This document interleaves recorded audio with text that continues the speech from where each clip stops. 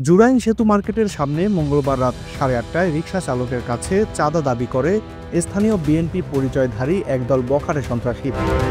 এ সময় চাঁদা না দেওয়ায় রিকশা চালকের উপর চড়াও হয় বখাটেরা। তাৎক্ষণিকভাবে এই ঘটনার প্রতিবাদ জানালে ইসলামী যুব আন্দোলন বাংলাদেশ কদমতলী থানা শাখার প্রশিক্ষণ সম্পাদক মুফতি আমির হামজার উপর হামলা চালায় সন্ত্রাসীরা। এতে মাথা ফেটে গিয়ে গুরুতর আহত হন তিনি।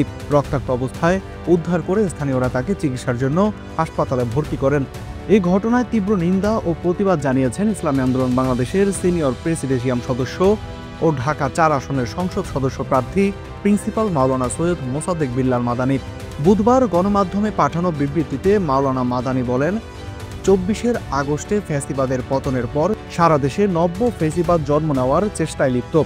এদেরকে এখনই রুখে দিতে হবে, নয়তো বাংলাদেশকে তারা অস্থিতিশীল করে তুলবে। প্রশাসনকে এই ঘটনা তদন্ত সাপেক্ষে হামলায় জড়িত সব সন্ত্রাসীকে গ্রেফতার করে আইনের আওতায় আনার দাবি জানিয়ে মাওলানা মাদানী বলেন, মঙ্গলবারের ঘটনাকে সাধারণভাবে দেখছি না, আমরা গভীরভাবে পর্যবেক্ষণ করছি।